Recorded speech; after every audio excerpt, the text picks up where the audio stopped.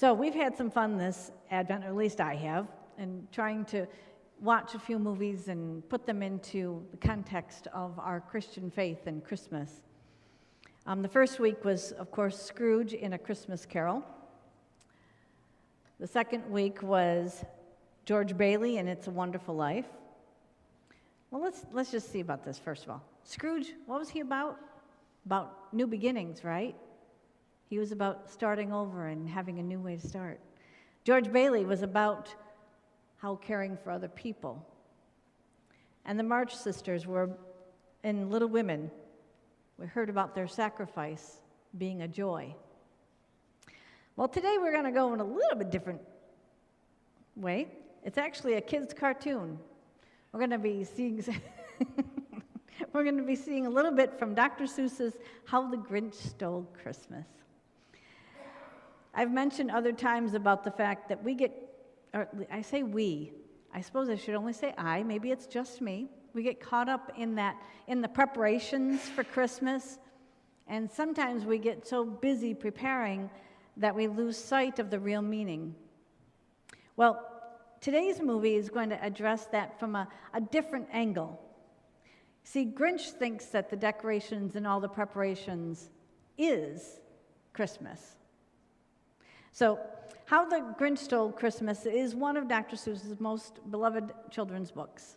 And in this story, we read of a fictitious character named the Grinch, who lives in the mountains above the little town of Whoville. Now, the people in Whoville are a happy community, and we see them as they begin preparing for the Christmas season. Grinch doesn't much like Christmas. He doesn't much like anything that's happy and joyful. Grinch is kind of grumpy. He is such a grouch that he doesn't want others to even enjoy happy things. Grinch thinks and he thinks as he watches them prepare and put up all their decorations and buy all their packages.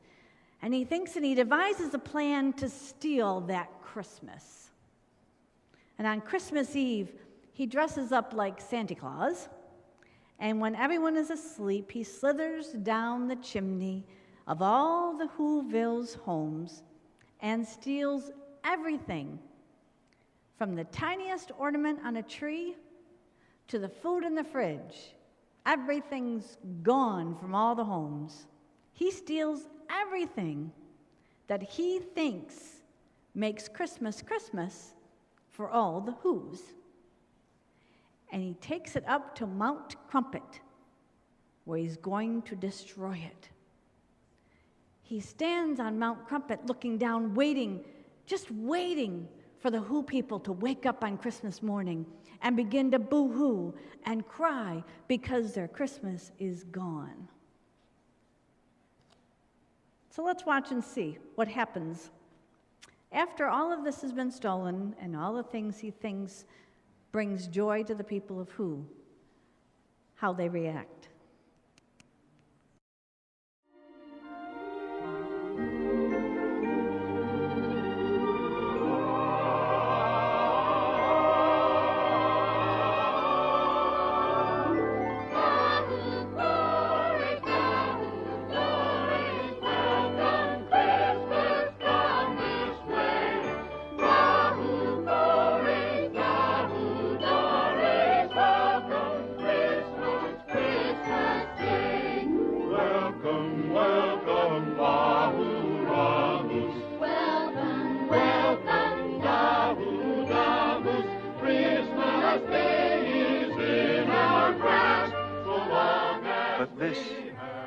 This sound wasn't sad. What? This sound sounded glad. Every Who down in Whoville, the tall and the small, was singing without any presents at all. He hadn't stopped Christmas from coming. It came. Somehow or other, it came just the same. And the Grinch, with his Grinch feet, ice cold in the snow, stood puzzling and puzzling. How could it be so? It came without ribbons. It came without tags. It came without packages, boxes, or bags. He puzzled and puzzled till his puzzler was sore. Then the Grinch thought of something he hadn't before. Maybe Christmas, he thought, doesn't come from a store. Maybe Christmas, perhaps, means a little bit more.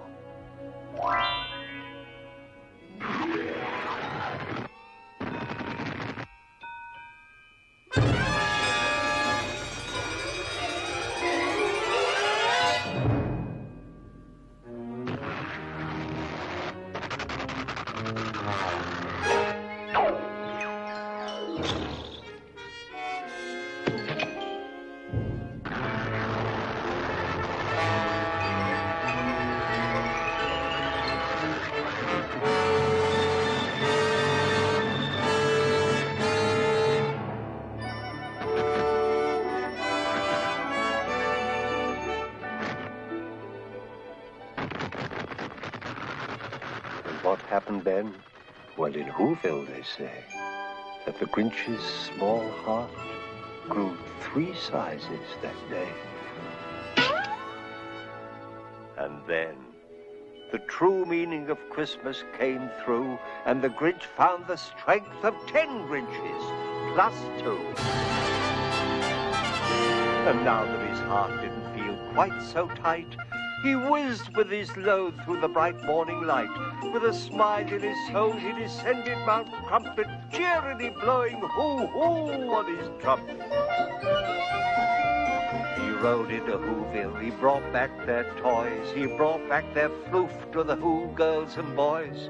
He brought back their snoof and their tringlers and fuzzles, brought back their pantookas, their dafflers and wuzzles. He brought everything back, all the food for the feast. And he himself, the Grinch, carved the roast beast.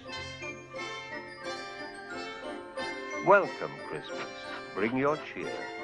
Cheer to all Who's far and near. Christmas Day is in our grasp, so long as we have hands to clasp. Christmas Day will always be just as long as we have we. Welcome Christmas while we stand, heart to heart and hand in hand. What a change it makes when Grinch realizes that Christmas still came, even without the ribbons, the tags, packages, boxes, and bags. There he stood puzzling and puzzling. Then the Grinch thought of something he hadn't before. Maybe Christmas, he thought, doesn't come from a store. Maybe Christmas, perhaps, means a little bit more. What was it that made Grinch so grumpy? Does anybody know? What was it that in his, why was he always such an angry, grumpy man? What's that? Made fun. That's the big one. You're right. The other movie tells us that. But it was all about his heart. His heart was 2 sizes too small. It was all about his heart being 2 sizes too small. For someone whose heart was so small, he could only imagine that it was about the decorations, about the gifts that made Christmas special for the Who's. You see, he wasn't thinking with his heart, he was thinking with his eyes and his head. So his thought was that taking away all that physical decorations with their glitter and glitziness would take the joy of Christmas morning away. When he realized that Christmas came anyway, he was really confused. He didn't understand until it was right there before him. Christmas was about something much more. Christmas was about so much more than the things he had stolen. As he began to understand more completely, we see that his heart grows 3 times larger. He begins to feel. Okay, silly cartoon. But there's really, and to be honest with you, there's nothing in the cartoon about Mary and Joseph. There's nothing about the baby Jesus. There's not even anything about a stable or shepherds in the fields being called by angels.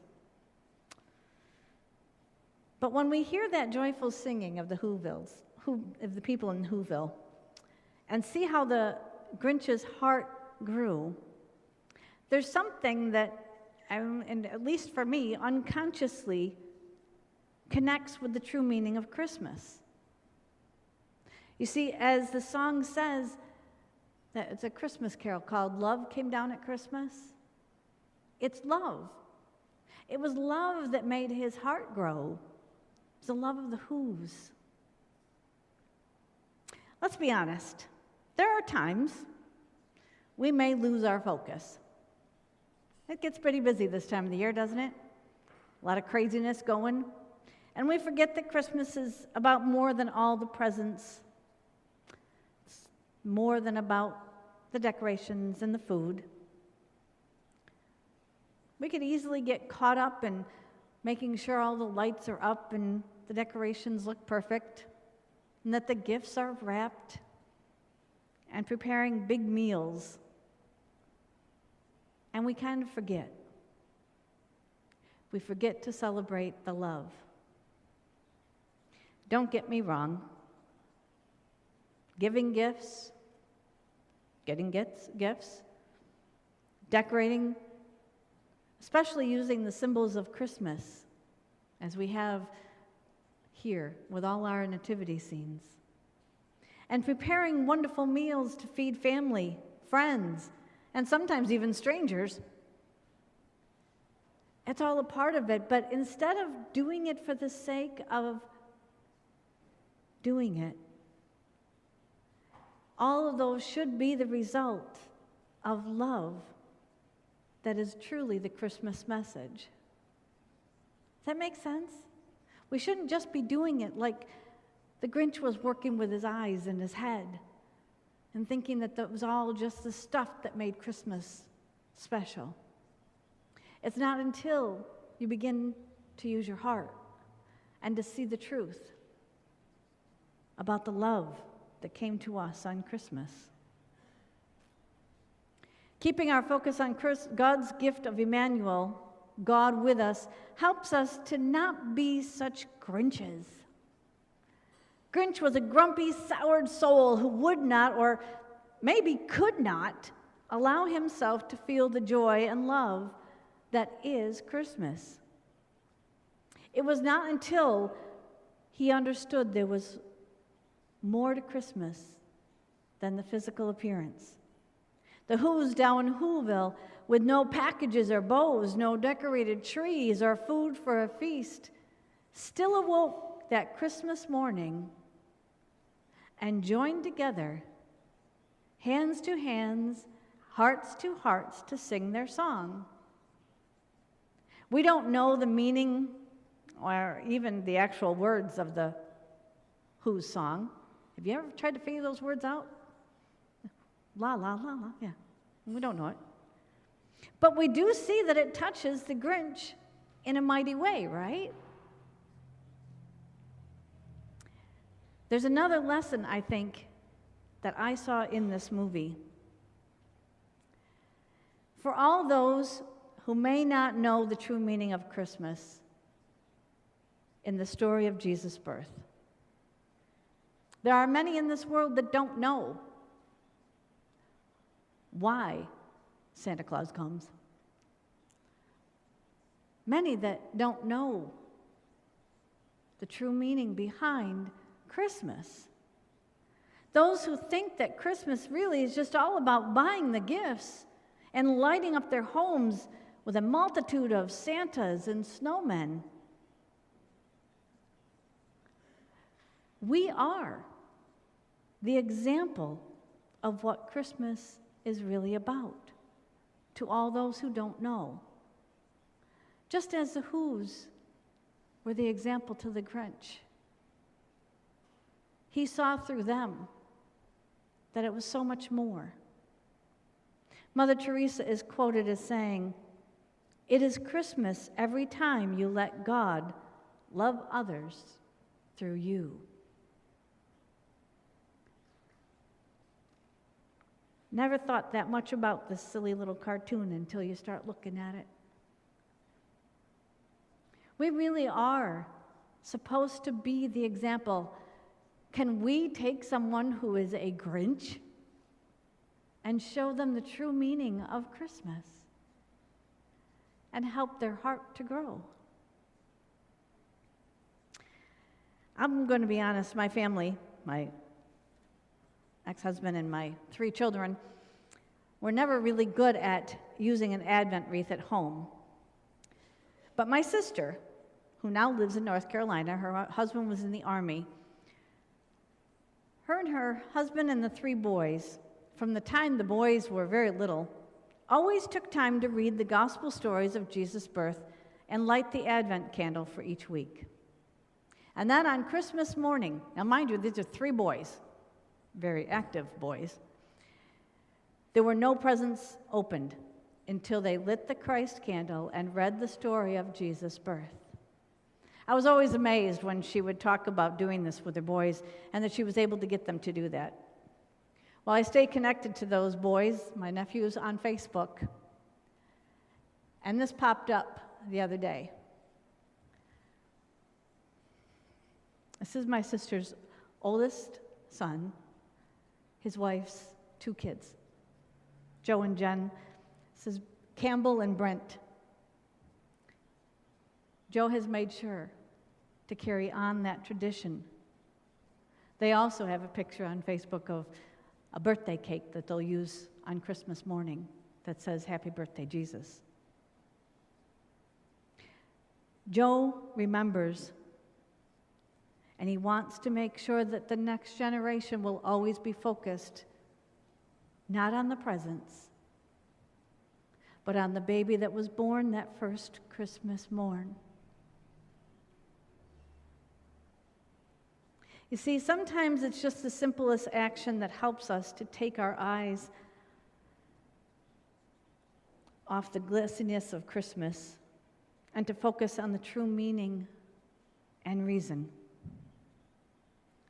Sometimes it's the simplest of actions that might help others to see through us that it's not about the ribbons, the tags, the packages, the bows. We're called to be like the Who's in Whoville.